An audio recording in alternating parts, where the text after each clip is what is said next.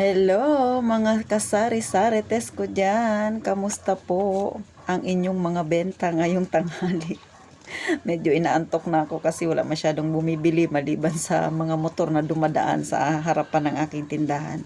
So ngayon, topic natin, himay-himayin natin, maganda nga ba ang mangutang para pandagdag ng kapital sa tindahan. Kung kayo ay may tindahan na at gusto ninyong lumaki pa ang tindahan ninyo, tama bang kasagutan ang mangutang?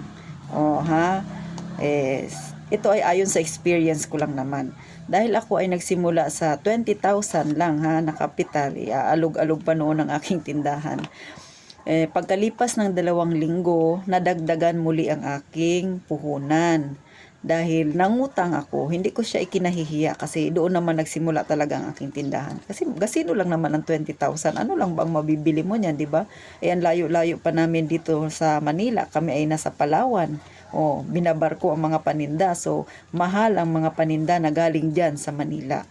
So, ano ba ang aking ginawa? So, nangutang ako. Pero, mga kamamarites, mga kasari-sarites, wala pong tubo. Di ba? Dahil mabait ang aking kaibigan, naglambing ako sa kanya. Pero, dahil kilala niya ako na hindi talaga ako pala utang. At ang sabi ko sa kanya, ang uutangin ko ay idadagdag ko sa puhunan. So, ganun po.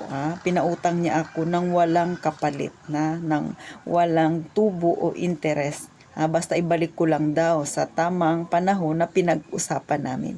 So, masaya ako kasi nakadagdag ako ng puhunan na hindi ko kailangang mangutang na may interest. So, okay po yun mga kasari-sarites Pero kung mangungutang ka na may tubo tapos malaki ang tubo, baka sa tubo pa lang doon mapunta ang iyong kinikita. So, wala ka nang kikitain kasi ipapambayad mo lang siya sa magiging tubo na hiniram mo. So, di ba?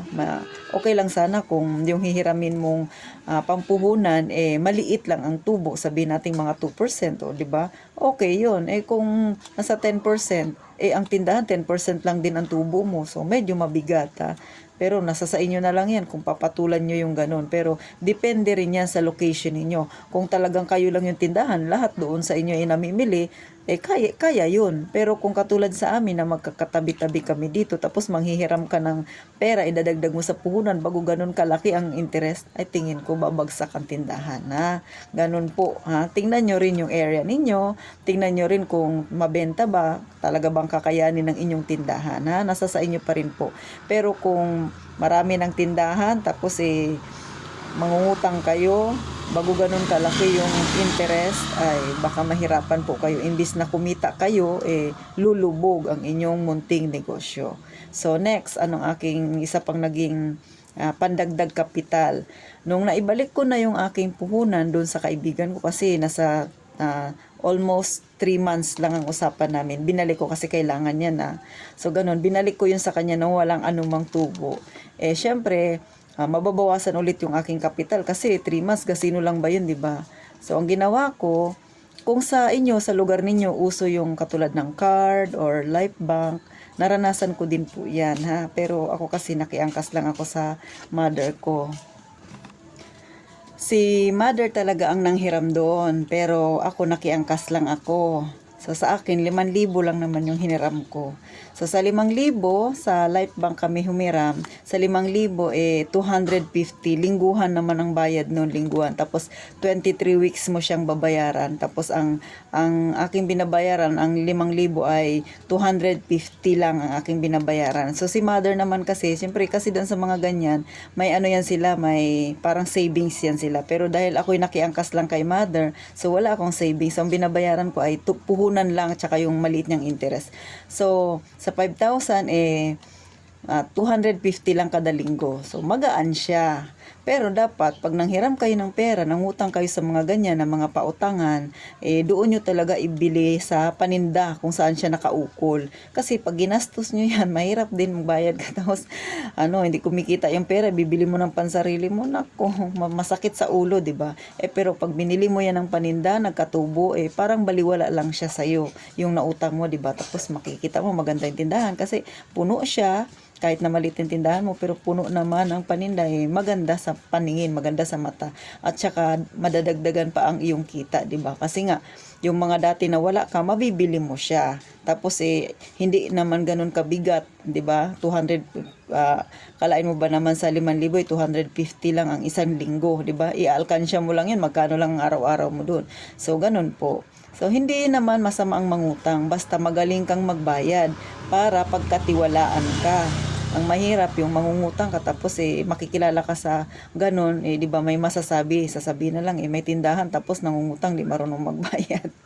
O, di ba, mga kasari-sari test, di ba? Alam din naman natin yan kung tayo nga magpautang tayo sa customer natin tapos hindi tayo bayaran, masakit din sa dibdib natin, di ba? So, ganun din yan. So, maganda naman, okay lang naman mangutang kung idadagdag mo talaga sa puhunan, ha? Basta puhunan siya. Tapos magbabayad ka on time din. Kasi pangit din yun na magkakaroon ka ng hindi magandang record sa pangungutang. So, wala ka nang malapitan pagka ganun.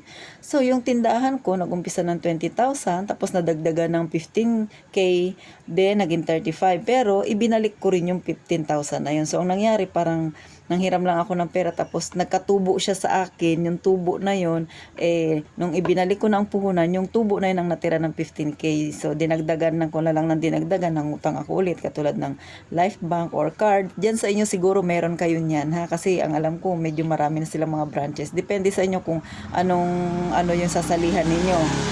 Yung mga ganyan-ganyan.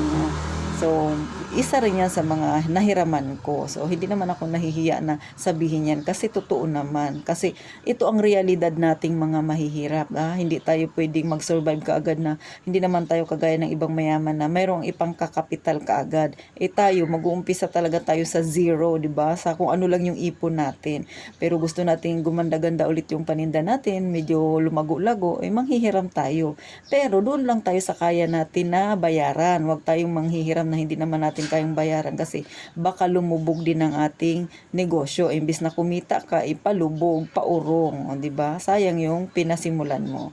So, paano mga kasari-sari test?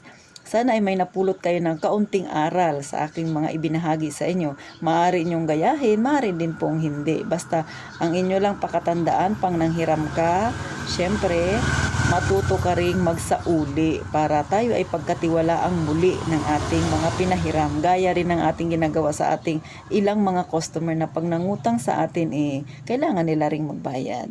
So, salamat po sa panonood. Sana po huwag kayong magsawa na suportahan ang aking maliit na channel. Pa-subscribe naman po para ma-notify kayo pag may mga bago akong video. Salamat po.